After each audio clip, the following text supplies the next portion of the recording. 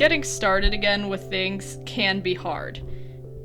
If you go for long enough out of the groove of being able to do something that you're really wanting to, then it builds up a lot of resentment and guilt around the projects, and it makes you feel like an overall terrible person. The problem with some of the stuff about how I'd been going about YouTube is I was overthinking things way too much. I was overthinking trying to figure out, like, whether or not talking about certain topics was good enough to put on the channel, whether or not certain sound effects were proper, whether I should figure out all the B-roll and all transitions and figure out filming my face on camera more regularly and speaking to the camera, and how to do so properly so that you don't appear awkward or unprofessional, which is unrealistic if you haven't made enough videos yet. But generally speaking, I was overthinking things too much and letting that get in the way of me making things because I was worried that they wouldn't be good enough and freaking out a bit too much. I'll probably cut most of that out. But long story short, I was overthinking things too much about whether or not things were good enough to put up on the channel or whether I was doing them well enough. And it took me spraining my thumb, after that getting sick, and then my mic stand breaking to finally realize that I needed to pause and reevaluate my whole approach to this. Speaking of mic stand breaking, if ever you consider duct taping a microphone that you have to a pipe, to a metal pipe with a screw sticking out of it, do not. This is not a good idea. Duct tape and a pipe does not a mic stand make.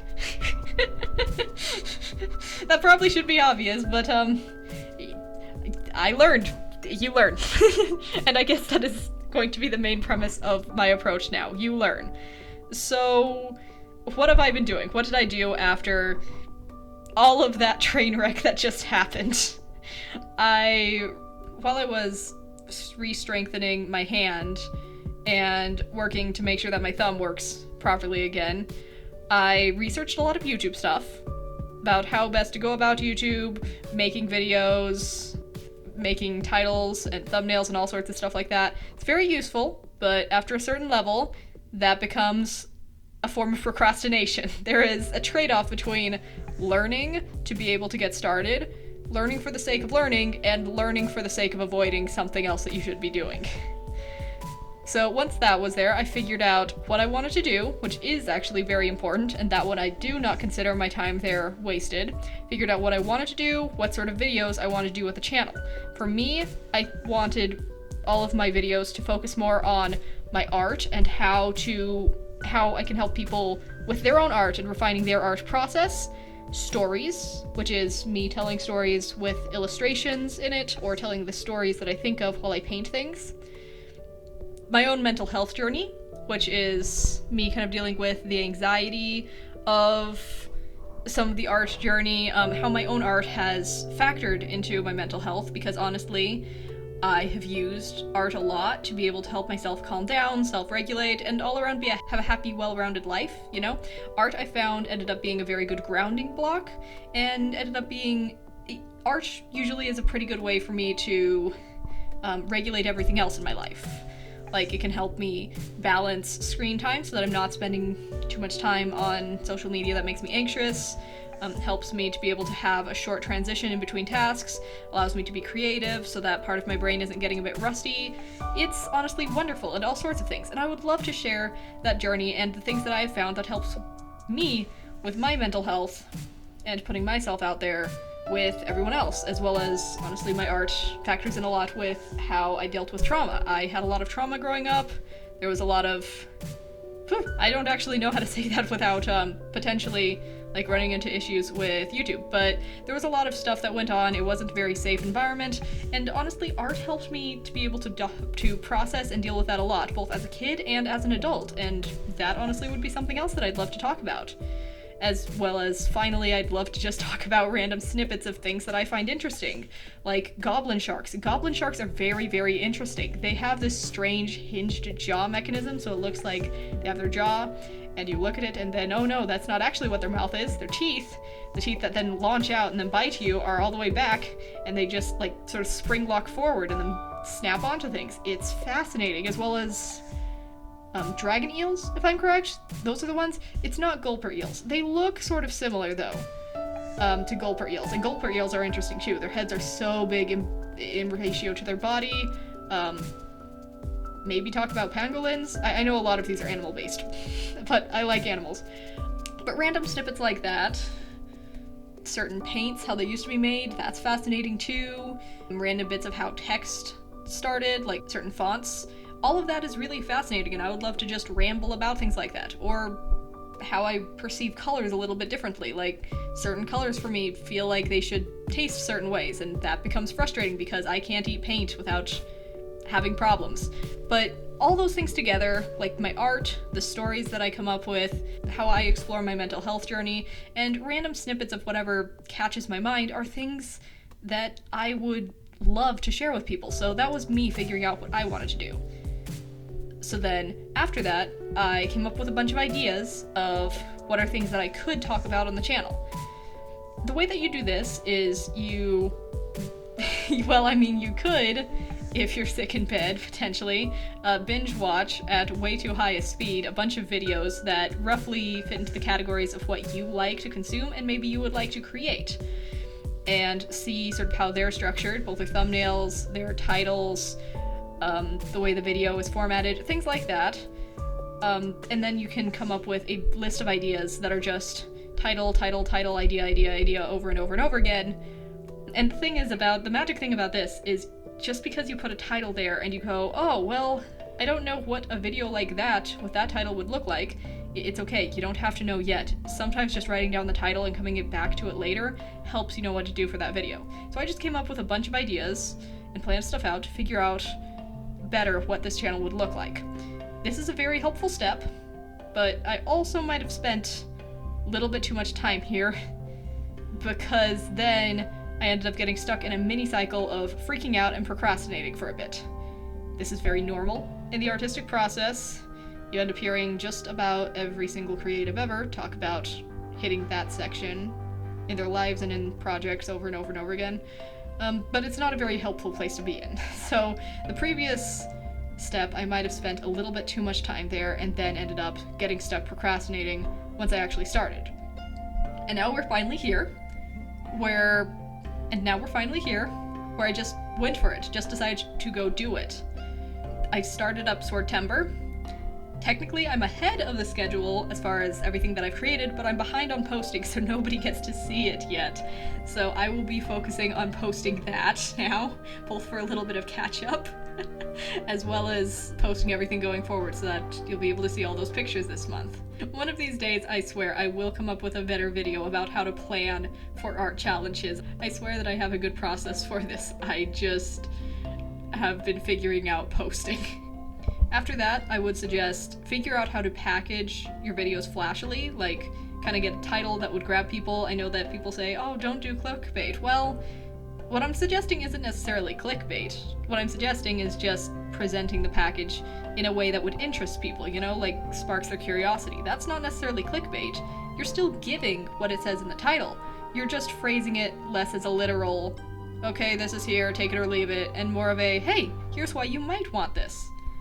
So thinking about it that way, think about it less of I'm being deceptive and I'm hiding because you're not, and think of it more of I'm telling you why you should be interested in this, or I'm presenting it in a way that piques your curiosity. Because everybody loves curiosity. What you click on, what you watch, is whatever makes you curious. So all that you're doing is trying to get people interested. You're not lying, because you're still presenting what's actually in your title, unless you don't and you're deceiving people with your title, in which case don't do that. But just generating interest, getting people curious. Figuring out kind of what sort of thumbnail grabs people, figuring out how you could package a nice thumbnail for this sort of thing, and maybe considering what tag words should be in your title or your thumbnail, things like that. What sort of main searchable things describes what maybe you're doing, What things does your YouTube experience incorporate? It doesn't have to be perfect, and that's the next part that's very important, which is think about sort of the minimum viable launch and minimum viable version of the video. That's what I did next. Remember that the thumbnail that I just described, figuring out thumbnail and all that, it doesn't have to be a perfect thumbnail. Your video doesn't have to be chock full of transitions and clips of extra footage. as an example of me figuring out minimum viable launch, I'm just starting out with my voiceover and starting out with some art footage, and that's going to be good enough. Like those and a little bit of background music, it doesn't have to be anything crazy, you know? Because when you're just starting over and you're figuring things out, you just need to do the easiest thing to get started, because otherwise it's harder to see it as procrastination. You mentally just go, oh, I didn't do it because there's so much to do. Oh, I did a little bit, but then it got too long and then I gave up on it, so that all makes sense. If it really is just a small few steps, then you can see the procrastination laid bare for what it is. You can see it for everything that it is, which is just a slimy, squirmy worm that is in your brain that likes ferreting its way out of everything else that you want to do. And then you can just stamp it out because it's a bit easier to do. You just go, okay, we're just going to maybe make some bullet points for the video, or research a little bit, not go on a multi-day binge of research, but just a little bit. And then you're just going to record for a bit. And then you're just going to put everything into the video editor. Basically just break things down really, really small and make things and eliminate as many of the steps as you can. Because also, remember for the next step, you can just think about what you would like to add later. That was another thing that I did, which was, okay, I want to get to this space where I have all these amazing things and all these amazing resources and lists and all that in the video, but I can add that later. I can figure out how to do all of these fancy things that are in my head later. So you just start now, and you put all of your hopes and dreams and aspirations on a list that you can slowly draw from and slowly incorporate more into your process. What also helped is figuring out where I'm going with this. Like, where do I want this to be in the future? What am I trying to build? And remembering, because this can also lead to overwhelm, that this list of like what you want to become and all the things you want to add, it doesn't have to be a penultimate list. This is the final and only chance to decide your future. It can change. People change, you do the process, and then you find out that what you wanted isn't actually what you needed and you need something else. It's okay. It can all change. You're just drafting up a rough, vague guideline of a map of where you want to go, to where you'd like to be, and that's okay. And the final thing that helped me is actually just plain figuring out what's holding you back. Once I actually got down to what I want to do and separating that out of the way from the minimum of what I need to do to get started, you end up coming face to face with your mental demons, artsy demons, whatever is stopping you from doing those big dreams that you actually really want to do. So what form do your demons come up in? Could it be panic over the quality of whatever you're about to make? Panic over whether or not people would be interested in the topic of what you're making? Perceived hate, like imaginary hate comments and imaginary anger that hasn't even happened yet? Fear of being seen, fear of being perceived by many, many people. They haven't seen you yet, and you can use that as a consolation to yourself, but is it a fear of being witnessed? That is a real thing, and it's very understandable. Very scary, potentially. Is it a fear of failure? To be honest, if you're afraid about a fear of quality, and you're a fear of topic gets into a mix of fear of hate and fear of failure, but honestly, like, panic over quality, some of these things are, frankly, just a fear of failure. Could it be imposter syndrome? That's a little bit of a fear of failure in a way, because you're worried of failing other people. You feel like you're inadequate, but impostership is very, very common. It's what stops a lot of people for a while, or even when they succeed, they just feel that way and they kind of live in that space, and it's not a healthy space to stay in. It's understandable if it crops up, but you need to gently shove it aside. I mean, most, if not all of this, in my opinion, usually comes up from past pain. It's being afraid of something a long time ago that happened, and you're afraid of getting hurt again in a similar way. Usually. And if it's not that, then usually it ends up being afraid of jumping for something that actually matters. See, you wouldn't actually care about the thing, you wouldn't be this stressed if it didn't matter to you, if the success or failure of it, of how people perceived you in this way, of actually trying to make the thing, if it didn't matter to you, you would be okay to just do it, try it out, make a bunch of stuff, and then just quit at any time. It would be a very casual thing to you. But because you care and you're stressing about it, well, that says something about you. That says that you care in some level a lot for this, which means you should probably be doing it. I mean, think about it. If you're that ambivalent of, oh yeah, I mean, take it or leave it, I just do it, you know, it's a thing, I don't care, it doesn't make me happy, it doesn't make me sad, that sounds ideal, because then you don't have to deal with this massive amount of interpersonal stress and turmoil and, oh, can I do this thing, can I not, like all the procrastination, resistance, all that random junk that comes out. It feels like it'd be ideal, but honestly, is it? You wouldn't derive any, if you don't get any pain from it, you don't get any joy from it either. It wouldn't be pleasant. So consider that also the pain is an indicator that also maybe it really does matter to you. And remember that, like, if it doesn't work out, if it turns out that you really, really, really do hate, whether it's YouTube or whatever else you're doing, other social media platforms, or it could be just something else out there in the world and you're just watching this for figuring out how to get started on something, if after a few months you really do actually hate it, I do mean a few months, like take a few months to a year of it to decide, then you can just quit, you know? That's life. You try things out, you see if they work. They don't, you stop them. It all works, you know? So don't be afraid of that. That's just part of the process. Thanks for watching, thanks for getting to the end of the video. My goal with this channel is to be posting at least twice a week, for better or for worse. Videos about art, stories, my mental health journey, and random snippets of things that I find interesting and found out. So if any of those things interest you, especially art and stories about fantasy, sci-fi, or horror-y things, then this is probably a place for you.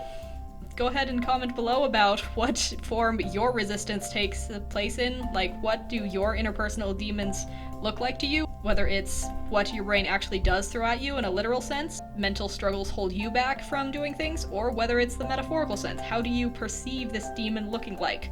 Is it full of teeth or eyes, bunch of tentacles? Like, seriously, go ahead and personify it and then beat the crap out of it if you can. Like, if you can draw that and then send it to me, that would be perfect. And then share it with any of your friends, like share it with anyone who would think that this sort of thing would be fun for them to hear, like whether they need to hear it or listen to it, or for any of your friends who maybe like my art. And I will see you guys next time.